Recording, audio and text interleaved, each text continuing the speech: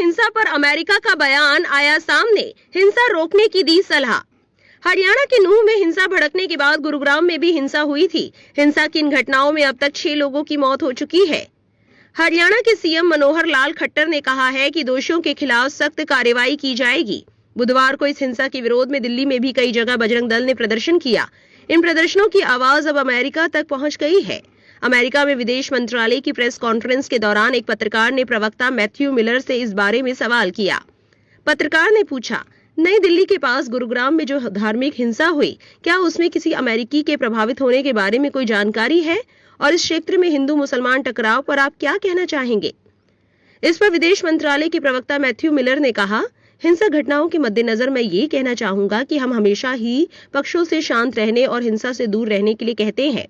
जहां तक इस हिंसा में अमेरिकी नागरिकों के प्रभावित होने की बात है, मुझे इसकी कोई जानकारी नहीं है। मैं दूतावास से इस बारे में पता करूंगा। विदेश मंत्रालय के प्रवक्ता मैथ्यू मिलर के इस बयान पर जनता ने भी प्रतिक्रिया दी है।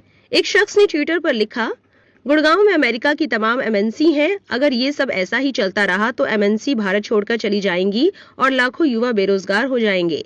भाजपा भी यही चाहती है कि युवा बेरोजगार हो जाए और तलवार और बंदूक हाथ में लेकर भाजपा के लिए ध्रुवीकरण करता रहे।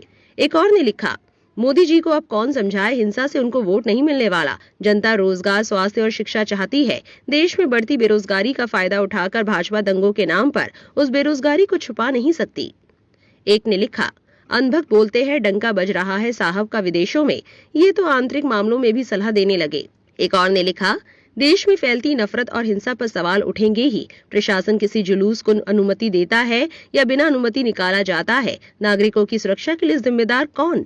लोकतंत्र में सरकारें किसी एक धर्म की नहीं हो सकती, लेकिन राजनीतिक लाभ के लिए धर्म देखकर एक्शन में आना या ना आना सवाल तो उठेगा ही। एक और शख्स ने इस बयान पर कहा, सत्ता के लोग चुनाव जीतने के लिए लोगों की हत्या कर रहे हैं। विदेशों में देश की छवि खराब हो रही है। नूंह में हुई हिंसा पर अमेरिका के इस बयान को आप कैसे देखते हैं? कमेंट में अपनी राय जरूर बताएं।